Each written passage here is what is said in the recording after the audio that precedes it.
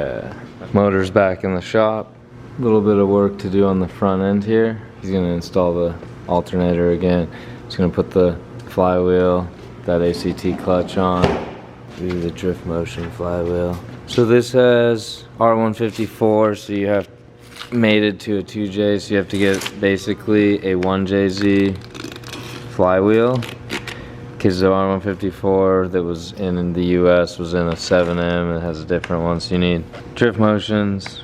Pretty good at having a lot of 1J stuff, so we're gonna install this guy. It's their special custom flywheel, so you don't have to buy an OEM Toyota one because they're harder to get. And then put that clutch on. I think Joe already did this stuff up there. He just has to make the line, but what he'll probably do, put this in and then he'll know where he's gonna make the line, because the line for the clutch be right there, for the slave right there. So he's gonna install motor mounts and then put this back on, then we can put the turbo back on. Some of the powder coat pieces, like the covers, the turbo, still aren't back. We just want to work on this car, so that's why this is happening. I can just keep this plastic on here for now. Slowly get to the other stuff when they show up, and we'll install it and it'll start looking really, really clean and nice and all detailed. Let's get to this and we'll show you a little bit more in a couple hours.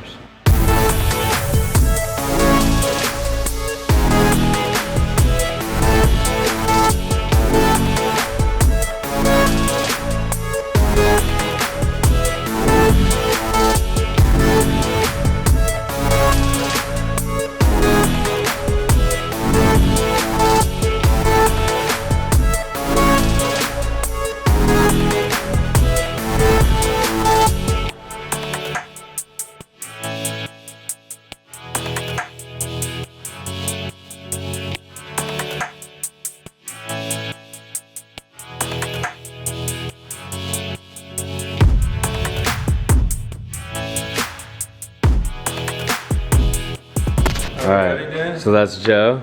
Hi. And that's 2J right there. And that's IS250. It's going in. So all his powder coated bits that we need to install it are here. Look at those motor mounts. One off, never being made ever again. This one doubles as a fuel pressure regulator mount. Yep. This is the moment that hopefully we don't have to go back. So we kind of forgot to share with you guys the install of the motor last time, and then we're like, oh, the motor's in. And then we didn't share it coming out, so we're gonna capture it for you right now. And this is the last time, so the final time it's gonna go in. That doesn't mean it's gonna start and run quite yet, but we're getting closer, guys. It's gonna go in. You guys can be over there on that time lapse. I got lucky and I get to drive the Toyota. Do we break the lights? Yeah, just rev it right. Just go straight up real fast and then come forward real fast. Alright, keep going.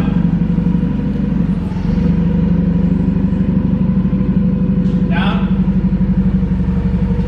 Forward.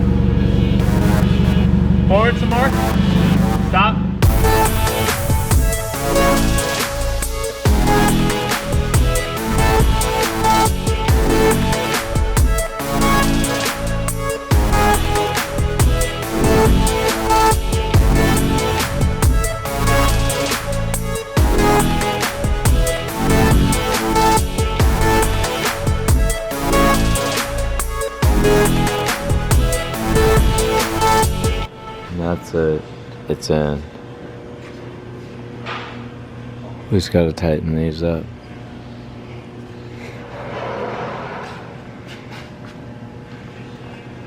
Maybe it needs a 19mm. Gear wrench, we need you. Got some gear wrench here. We'll show you guys more once we get more powder coatings. We gotta connect a bunch of stuff. Joe still has to put the radiator back in, that core support, and some other stuff, but motor's back in. A lot of cool stuff coming soon. One more quick look at some parts on the IS250. We've been focusing on the build and showing you guys all these things we were changing, and maybe we showed you the parts, but we didn't talk about and why we chose them. So on this one, let's say the turbo and exhaust manifold on this side of the motor. So we have a BorgWarner 7670 internally gated with a 105 rear housing. The reason we chose a 7670 is because it's a street car. He wants it to, I guess it's just a show car. He's probably not trailering it though. Street car, he just wants it to be responsive when he is driving it. He's not looking for huge horsepower, because on the 2J, it's almost like, that has a 57 impeller wheel on that, so it's like 57mm, so it's almost small, or too small. But if you want instant boost and you have a VVTi 2JZ, with that you're gonna have max out just under 500 horsepower, and it's going to hit hard really quickly, and like that's what he wants. Kind of like how a V8 would be, an instant response, and it'll go all the way to the red line, nice power, and it'll probably start to want to taper off at the end, but super responsive, which that would make it fun to drive. He's not trying to hit 1,000 horsepower or anything. And then the manifold, that is a full race with no wastegate on either, you know, it's twin scroll, but there's no wastegate priorities on it. It's just the manifold alone because it's internally gated. It's kind of cool. So for a street car application, that'll keep it much quieter.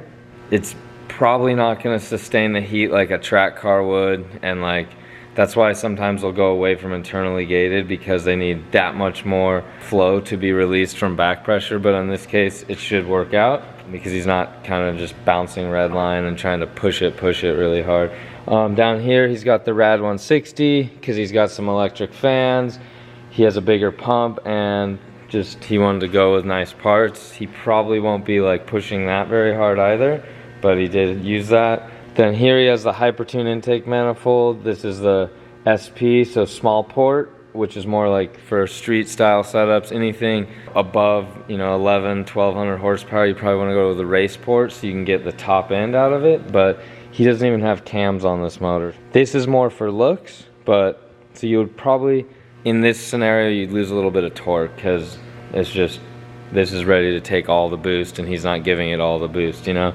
But it looks amazing, and he's color comboed everything, so that's definitely kind of why he chose that. With the ECU and the touchpad and the screen, he chose Motec because its versatility and how you can adjust anything and everything and change all the parameters, and then he could do display creator on his dash and make it look like an LFA if he wanted, or you know, all these different options. So that's why he went with that, and he wanted the touch button keypad. Makes sense because like where this build is going. You guys will notice he put an R154. He did that because he wanted a brand new transmission.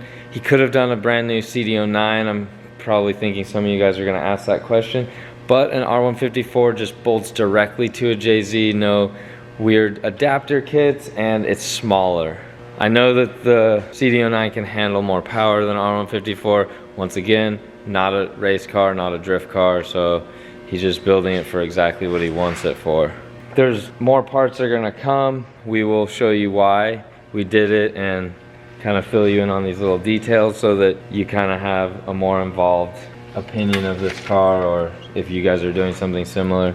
We got a lot more stuff to do. When the rest of the stuff comes back from powder coat and we've installed more things, and if we can share the install with you, we will. If we can't, we'll go over it afterwards like we have been. All right, hope you guys enjoy this video, and hopefully some of this kind of helps out with your guys' builds. Talk to you guys soon. See you next time.